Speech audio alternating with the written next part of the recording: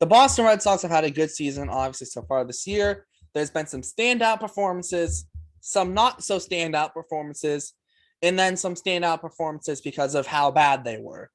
Matt Barnes, we're talking about you there.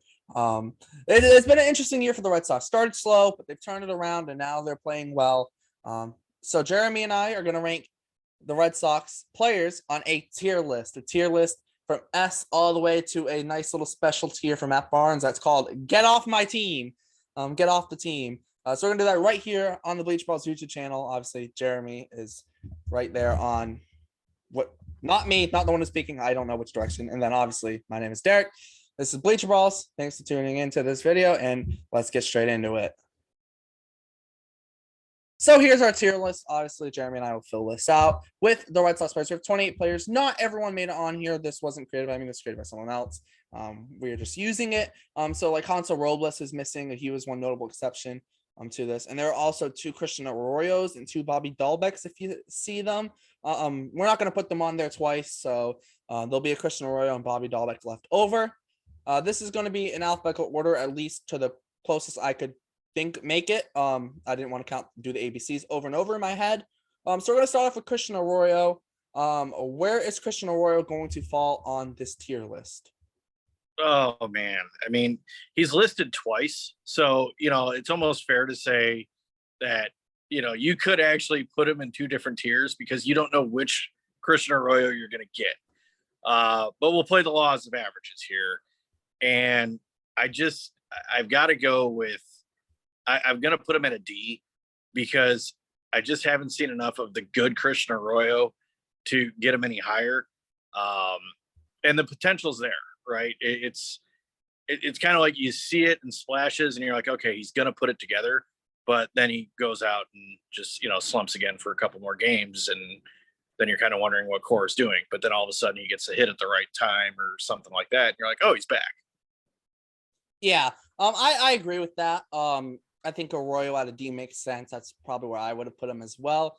I think that's maybe not the one that we're going to most agree on because that guy's coming up next.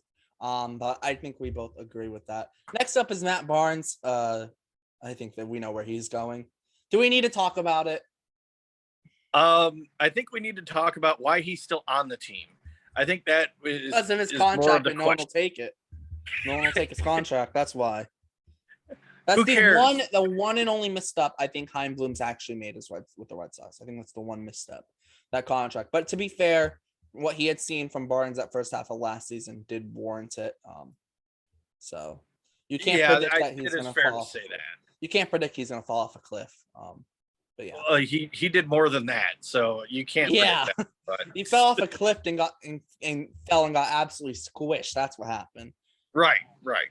All right, Xander Bogart. I'm going to go for Bogart. Obviously, we can all change things later after you see how this all comes out. I'm going to put Bogarts at an A. I'm not going to put him in S. I'm going to put him in an A. I think the S is saved for the elite, like MVP caliber, or at least one of the best at this position. Not that Bogarts isn't, but I think that there's a little bit of a gap between who I want to put in S and Bogarts. So I'm going to put him at an A. I can agree with that, doing an A. I would say if you were to just rate it offensively, okay, yeah, I can put him at an S. Defensively, Bogarts has had his struggles, a little bit. He's better than he has been. And I'm not saying it's bad, but to put him in that next category, no, because like you said, that should be MVP talk. He'll probably be an all-star, but is he going to be an all-star starter? That's more of that. No, because he got robbed by the fan vote. Well, of course, the what is it? The beauty pageant that we call the all-star ballot. So yeah, Luke and I did a video on that went out last Thursday. Next up is Jackie Bradley Jr. I know we have different views on Jackie Bradley, but just based on the fact that he's done what he's needed to do, I'm going to put him with Christian Arroyo in a D. We know he's not here for his offense. Let's be honest. He's here for his defense, and he's lived up to that expectation the whole way. I don't think I can put him higher than a D because he doesn't bring much offense besides at Fenway Park. But because of his defense, I think he has to go in a D. D for defense. Yep, D for defense. And once again, we're going to agree on this one. If this was, beginning of May, he'd be down in Matt Barnes territory because I absolutely hated that trade. But now it's starting to level off a little bit. Again, defensively, yeah, that's an S. But he's just so inconsistent offensively that I don't think even in his best day, he could get to a C. That's fair. Next up is Ryan Brazier. And this is including the whole season. He was bad at the start, but he's been all right as of late. But he gets a little bit step up from Matt Barnes for me, but I'm gonna put him just above Matt Barnes. That level's just reserved for Matt Barnes, so I'm not gonna put anyone else there. At least I won't. Maybe you would, but I think Brazier's enough. He's done enough recently to stay out of that category. Yeah. But the thing with Brazier is I have a feeling he's going to go right back down to that. I think I don't think he's found anything that's sustainable. You can call it luck, you can call it whatever. But call it a mop-up role. He's good. He's good for a mop-up role. Yes. Yeah, garbage time, something like that. Even that, I mean, a 10-run lead, okay, I can see us doing that, but anything less than 5, no, don't. Or if we're losing by like 5 or something like that. Right. Throw him in there, whatever. He's fine for that. Next up is Francie Cordero. Where are you going to put Francie? Francie, oh, man, this is a tough one. All right, I'm going to put him at a C. I like what he's done offensively. He's still young, right? So he's going to have some ups and downs, and that's to be expected. Defensively, has he done any knucklehead moves? Not that I've seen. Again, eye test, and not that I've seen every single inning, but I'd put him at a solid C, which to me, I'm happy with for Francie. I really, going into the season with him coming up, I didn't have high expectations for him. I just wanted him to get the job done, and he is. Yeah. For Francie, just if we were basing this off being ahead of what you're expected of, he would be an S. But this is just based off solely off performance. But I think a C fits him perfectly. He's having a decent year. He's not doing, some crazy good year, but he's been decent. He's been solid enough to play almost every day. And I see that. I think that's where the C column is. Next up is Bobby Dahlbeck. There's been some turmoil, even in the Bleacher Brawls school, about Bobby Dahlbeck. Whether he should be bagging groceries or whether he should be playing every day at first base for the Red Sox, depending on who you ask in the crew. Bobby Dahlbeck, where's he going?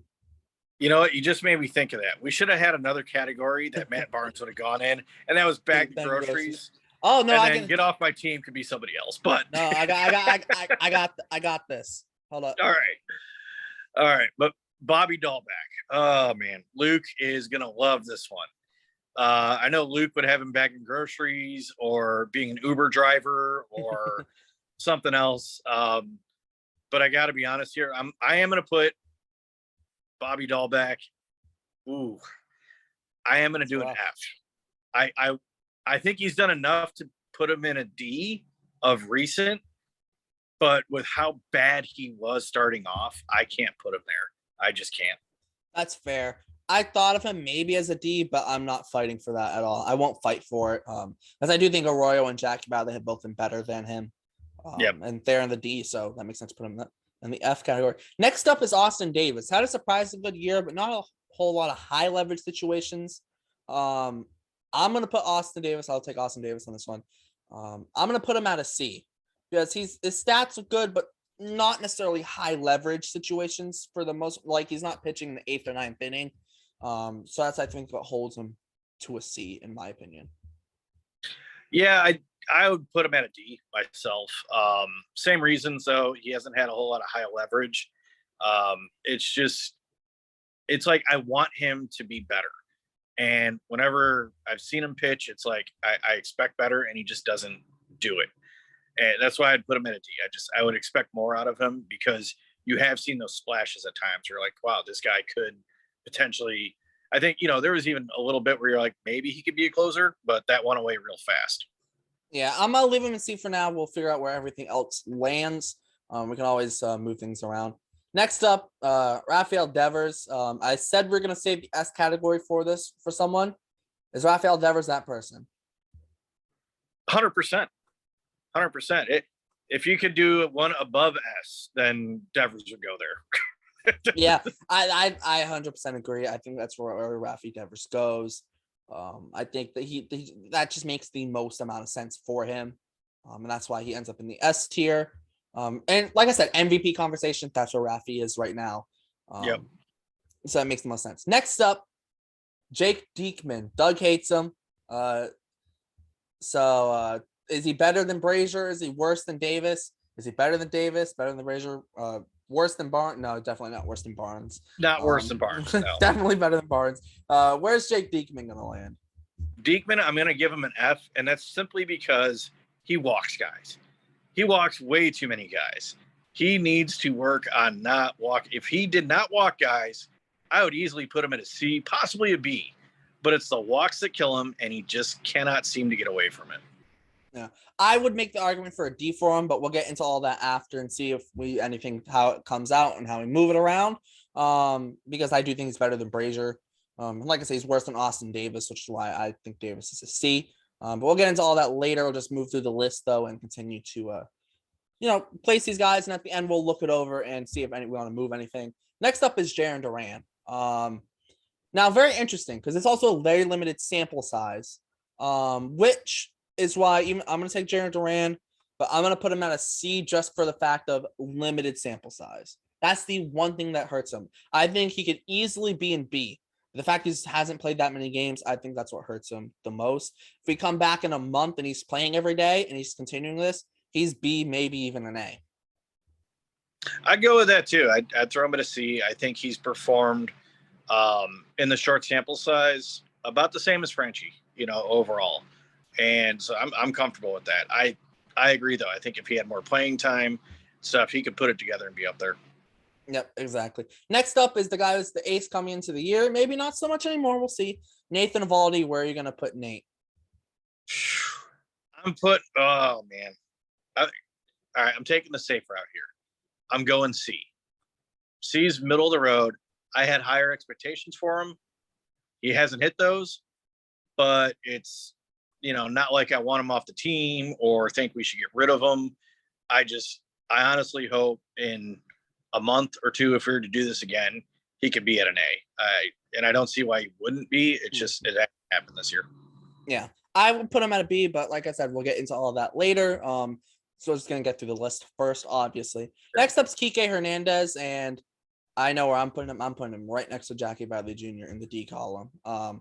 It's been a very underwhelming year for Kike, and if Duran keeps on playing, Red Sox might want to consider shopping Kike at the deadline because it's because you're running out of roster spots. Ref Snyder's played well. Duran's playing well. You have Jackie for defense. Verdugo's in left and playing well. Whereas Kike can't play infield because he got Story, Bogarts, Devers. Where does he end up? It's just kind of, and even if, and they could occasionally play Francie in the outfield as well, or even Arroyo on right, which I'm not a fan of. It's been such an underwhelming year for Kike that, does he get traded? Now that's a question. That is, and if I could put incomplete, I'd have him there just because the time he's been out, that's kind of affected him, but also too his play that he has been in has been inconsistent, and he's the odd man out because where do you really put him? There's really no solid fit if he's playing this way. Yeah, especially if Duran's playing like he has been. Next up is Rich Hill, the only guy without besides Trevor Story without a regular Red Sox picture, I guess. So he's got a picture of in-game though. Rich Hill.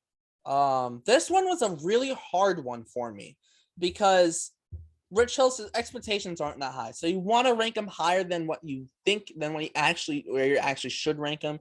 Because you never have super high expectations. You just expect him to go in there, give you some innings, and hopefully some good starts. But he's been solid for the Red Sox in the rotation, and he's given the Red Sox the innings that they've needed. Not the greatest starter, not the worst. So I'm going to put him at a C just because I think C is like you're decent, you're average, and I feel like that's literally Rich Hill. Decent, average. He's not good. He's not bad. He's just Rich Hill.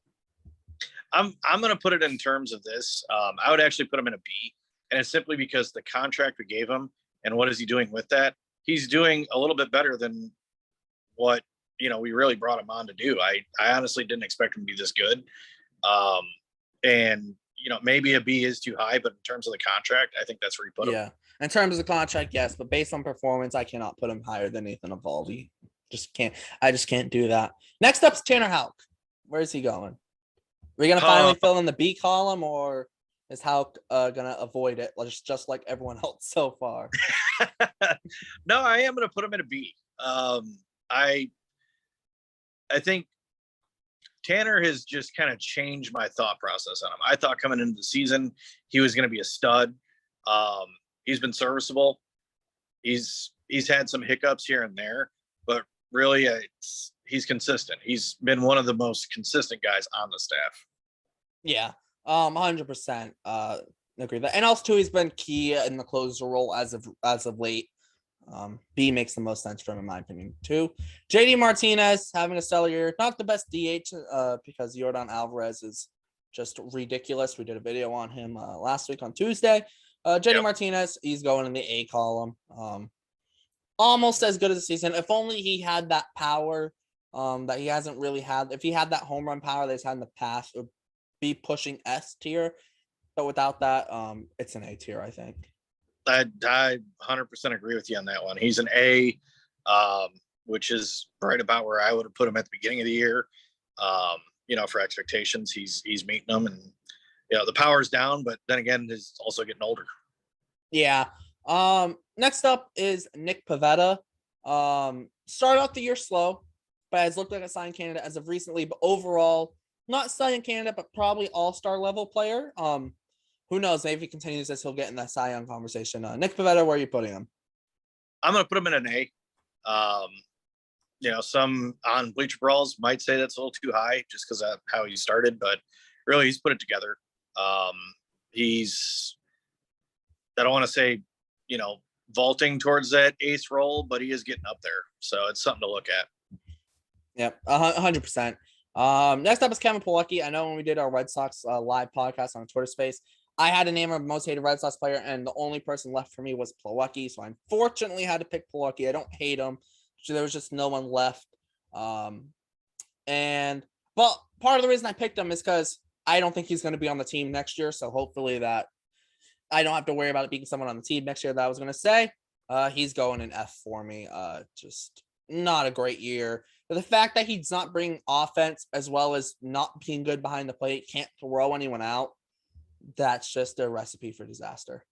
Yeah, I agree too. And really in a couple more weeks, if he doesn't do any better, I'd actually have him in the bag of groceries. Yeah. Red Sox would really, and Connor Wong's always sitting in AAA, and he'll at least bring you some defense, a little bit of defense at least. Right. Yep. Next up is Rob Refsnyder. Where are you going to put Rob Refsnyder? He's been good, but also similar to Duran.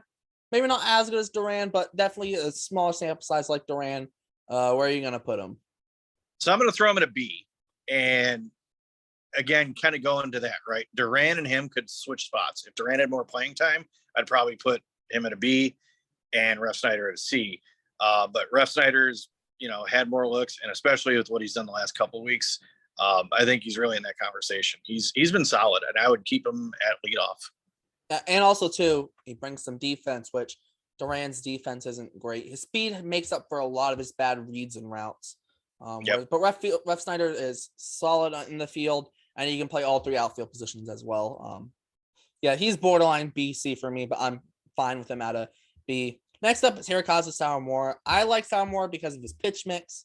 Love fastball splitter guys, but he hasn't really been there this year. But he's been solid in a mop-up role. I think he has a sub-4 ERA, surprisingly, which everyone wants to key on that Baltimore game where he threw the ball away, but I actually think that he's been better than Brazier, and he's been better than Diekmann, because at least what his role is. Your role is, you're the mop-up guy.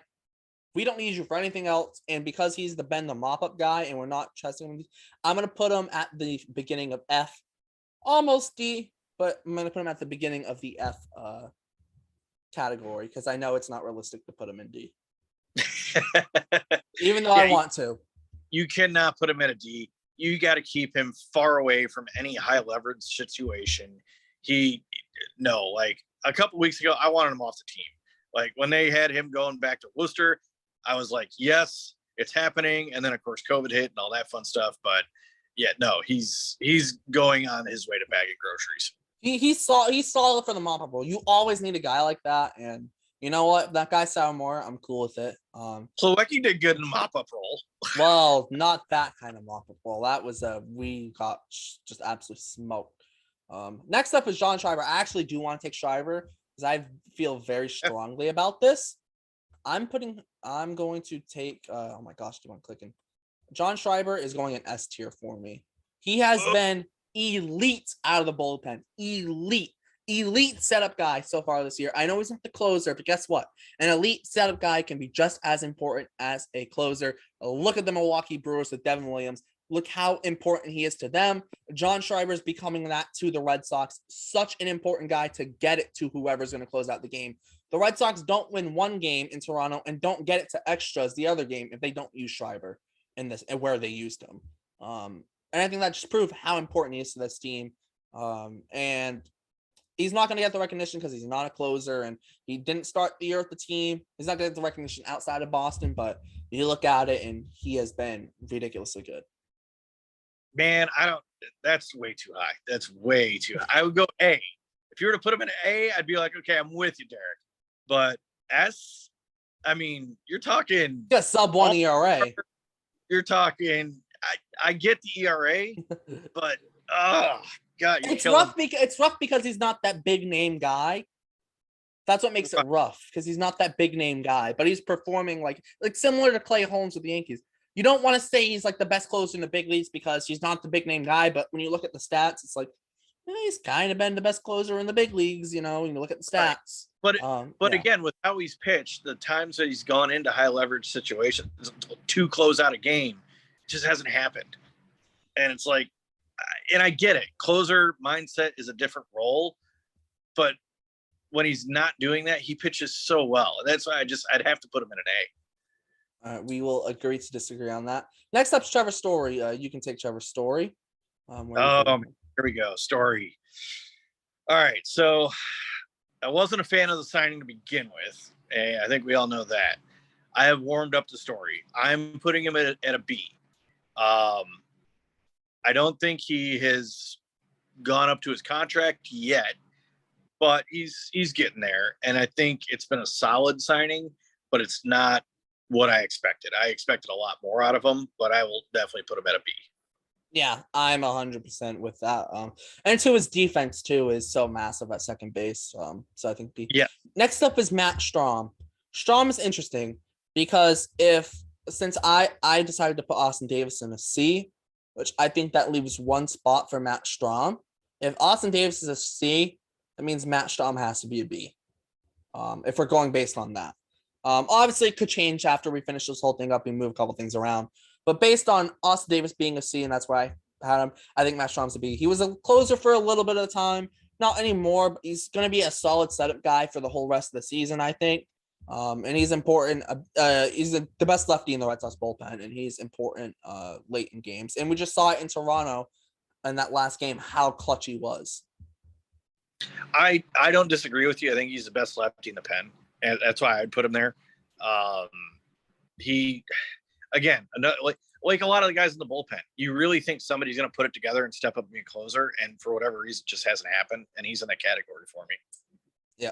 All right. Next up is going to be Christian Vasquez. He's had a very good year. Started off a little slow, but he's had a very good year. Where are you going to put Christian Vasquez? Oh, man. I'm sure I'll get some grief for this, but I'm okay with it. I am going to put him at an A. He did start off struggling, but that's the thing. He started off struggling, and now he's really bounced back in a big way. And I don't see that slowing down. I think it's going to keep going.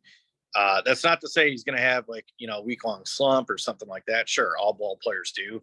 But I think Vasquez is putting it together. He's going to have a fine season. Yeah, I'm cool with Vasquez at an A. He's borderline A/B for me. I'm 100% fine with him at an A. Next up is Alex Verdugo. This one is one that's pained me because Verdugo's been so hot as of late. He started slow, yes, but also he might have been the most unlucky hitter in baseball and was hitting rockets right at guys. So I want to put him in A just because I know if you just change the situation a tiny bit and he doesn't hit the ball right at people, he's hitting he might be hitting, 275, a few more homers, but realistically, he is a B. So I'm going to put him in the B category. And who knows, if we come back to this at the end of the year, I think Verdugo could be in that A category. I really do think he could. Maybe I'm too faithful in him. Maybe, I don't know, but I do think he could end up in the A category by the end of the year. Verdugo's got a soft spot in my heart too, and I'd put him right where you threw him, back of the B, borderline C, because you're right. And I hate to use that word luck because I'm not a firm believer in it. Like if he's hitting the ball right at guys, but it happens, and it's happened. It's happening to him. Hopefully, he can snap out of it and put the ball in other places. But I agree. That's where he goes. Yeah, and that's what, and he's been turning it around as of late, though. If he continues hitting like this the rest of the year, he'll easily be in B, maybe even pushing A. Yep. Next up is Michael Wacha. Joey and I have been calling him the ace of the team. So where are you putting who I call the Red Sox ace? I'm putting Wacha at an S. With what we signed him for, he was not expected to do this. He was expected, kind of like Rich Hill role, right? Serviceable, going to eat up innings, might carry, 4 ERA, something like that. He has excelled or exceeded his contract. So I'm putting him at an S. I'm cool with. I'm 100% cool with that. Next up, Garrett Whitlock. We're down to our last two. I'll let you take Whitlock because I do want to take Winkowski. So I'll let you take Garrett Whitlock. Yep, I'll take Whitlock, and I'm going to put Whitlock at an A. I think, personally, I think he should stick with being a starter. I know there's talk about when he gets back, they're going to put him back in the pen, which is fine. I don't think that's wrong. I just think he's better long term. I think as a starter, 100%. Yeah, term starter. I don't think he's going to be a closer. I don't think he has the stuff to do it. Yeah, I think that it might just come to need this year. And they need him more in the bullpen, and they have guys to start. And we're going to talk about Winkowski in a second, but the emergence of Winkowski, I think, might be pushing Whitlock to the bullpen for the rest of this year, at least. Yep. And now that's going to bring up Joshuankowski. Limited sample size, but I think he's been better than Rich Hill this year. I don't think he's been better than Nathan Eovaldi. However, I do think Eovaldi should be in a B. So I'm going to put Joshuankowski in a B right next to where I think Nathan Eovaldi should be in the B category. We can obviously change it. Maybe Winkowski end up in a C once we revise this. But he's been stellar and is, I know a few starts, but I think he might stay in the rotation the rest of the year if he keeps on pitching like this. Yeah, I'm good with that. He's definitely stepped up to be a B. The limited sample size is probably what's keeping him from an A. Yeah. I'm cool with that. All right. So we're going to take a minute right here to discuss this, see if we want to change anything, and then we'll get back with our final results. Here we are back with our final rankings. We've moved a couple things around. Our S tier now is just Rafael Devers and Michael Wacha. Our A tier is Xander Bogart, JD Martinez, Nick Pavetta, John Schreiber, and Christian Vasquez. Now we tried to kind of rank these sort of in terms of where we think they're within that tier. To at least some extent. The B tier is Tanner Houck, Garrett Whitlock, Alex Verdugo, Nate Eovaldi, Rob Refsnyder, and Josh Winkowski. The C tier is Trevor Story, Francie Cordero, Jaron Duran, Rich Hill, and Matt Strom. D tier, Christian Arroyo, Jackie Bradley Jr., Kike Hernandez, and Austin Davis. F tier is Jake Diekmann, Bobby Dahlbeck, Hirokazu Sawamura, Ryan Brazier, and Kevin Pollocki. And then bag and groceries is Matt Barnes, the one and only Matt Barnes. The only two left are duplicate Arroyos and Bobby Dahlbecks, which who cares? Yeah, I think that's we all set on that list. That list work.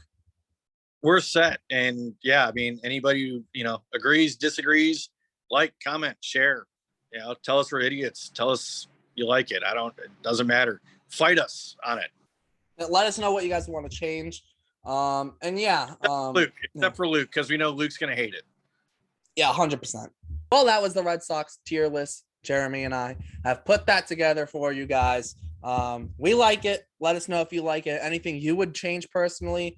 I'll see if I can leave the link to it. If I remember, I will leave the link so you guys can do it, try it yourself. I'll leave the link to it so you guys can do it, and that'll be in the description. And yeah, let us know what you would change, what you would keep. Obviously Hansel Robles wasn't on there, but I think we kind of have an idea where he'd end up anyways. Make sure to check out everything in the description, the podcast, website, Instagram, and Twitter. We did a Twitter space Thursday, the 30th during the Yankees game. We might have one for a Red Sox game sometime soon as well. And we'll have a Yankees tier list coming out on Friday. So make sure to keep an eye out for that, as well as multiple other videos during the week. That's going to wrap this one up. For Jeremy, I'm Derek. Thanks for checking this out on Bleacher Brawls, and we'll see you next time.